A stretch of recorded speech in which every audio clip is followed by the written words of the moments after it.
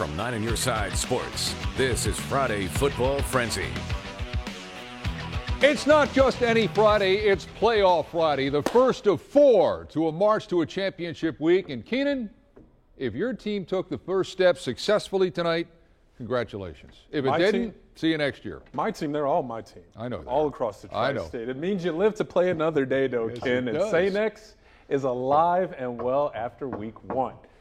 Fairfield and St. X, a rematch of last year's opening round game. That game was at Fairfield, Ken. The Bombers had the safety blanket of a home crowd tonight, and here they just plain have a safety.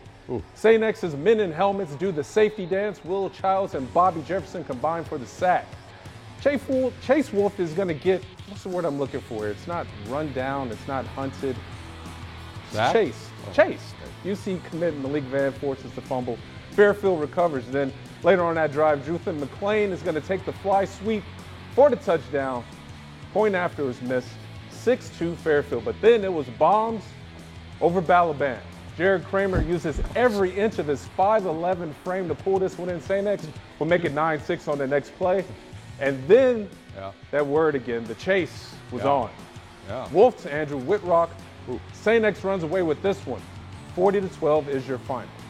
All right, so St. X plays on. Let's go to Colerain High School. Moeller trying to spin the upset as these playoffs begin. Third quarter, Colerain quarterback Gunnar Leyendecker will fake the pitch and then find Luke Punning totally uncovered.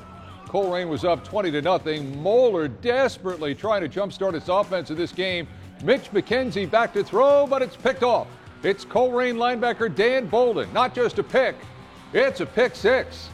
Colerain defense has been stout all year. It was tonight. Moeller will complete a pass here, but Eric Phillips strips the ball away. And Javon Hicks picks it up. Next stop, the red zone. 45-0 was the final in this game. Yeah. That hasn't happened a lot to Moeller. 45-0. Colerain plays on. It's one of the best stories this season. It has been the turnaround for the Milford Eagles. The last time they played in a postseason, Ronald Reagan was president. St. Ronnie was president, huh? The year was 1986. Ken was younger. But this season has been no one's season has been like this at Milford. And the Eagles are back in the playoffs tonight, taking on Sycamore. A lot of familiarity between these two programs. Sycamore coach Brian Dattilo was Milford coach Tom Grippa's first quarterback at Elder. That was back in 1986. Grippa's, though, is going to send the Hounds after Dattilo's quarterback Haley Ellsbury sacks Aves QB Drew Altamele right here. And the hits would keep on coming. Check this out. Sycamore Noah Blaze blows up that screen pass. This game will be scoreless until the second quarter. Blake King, though, is going to hit Cameron Kelly in stride on the post route. Eagles take a 7-0 lead, and our boy Tom takes a drink. Kid spins a nice ball. Yeah, he really does. Milford's storybook run, though, is going to come to an end. Sycamore's Brian Donaghy goes 54 yards for the touchdown. This game would, though, go into overtime. Sycamore pulls it out, 41-35. They are the winners tonight. Great ball game. Let's head out to LaSalle High School, ready to go in round one of the playoffs against Harrison. But we have a developing situation early for Harrison. LaSalle quarterback Griffin Merritt, his pass tipped, interception. Whoa, no. Back judge rules it incomplete.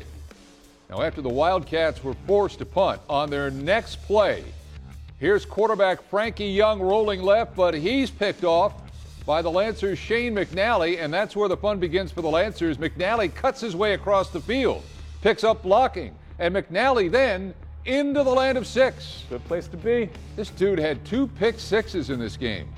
Strong start for the 3-time defending state champs. 45-10 winners over Harrison. All right, out to Wynwoods, Ken. Warriors looking to pick up their 10th win of the season. They only lost one game this year. It was by 1 point. Back and forth game to start. About 6 minutes into the first quarter. Handoff to Mayan Williams. This is the definition of boot, scootin', boogie. Stop it. You didn't like that? That puts Wynwoods up 14-13. I'm from Texas. I can sing a little country. Why don't you come back into this? Ensuing drive. Let's talk about the hit stick right there, but that's because Jaden Miles uses it there. Big hit. Cavs forced to punt to the second quarter. It's almost like you've seen this before. That's right. It's Mayan Williams again, making half of the Chillicothe defense missing that run. That's a score, and it's 20-13. The Warriors, though, give up the score, but they're right back at it. A pitch here to Cornell Beecham. Look at that stiff arm. That's a quick 6 for him. Winton Woods with a dominating performance tonight. They win 61 to 27. Wow. Now, coming up on this edition of your Friday Frenzy, we're headed out to LaSalle, Ken. We're going to catch up with the Lancers and see if they can begin another march to another state title, although we did see that before. You haven't worn a pair of boots in your life, I can tell you that. I'm from Texas. I'll stay with that. Playoff night in the Commonwealth. The Cubcat Colonels have had a terrific season. Would it continue tonight? The answer to that question and more when the Frenzy is back in a flash.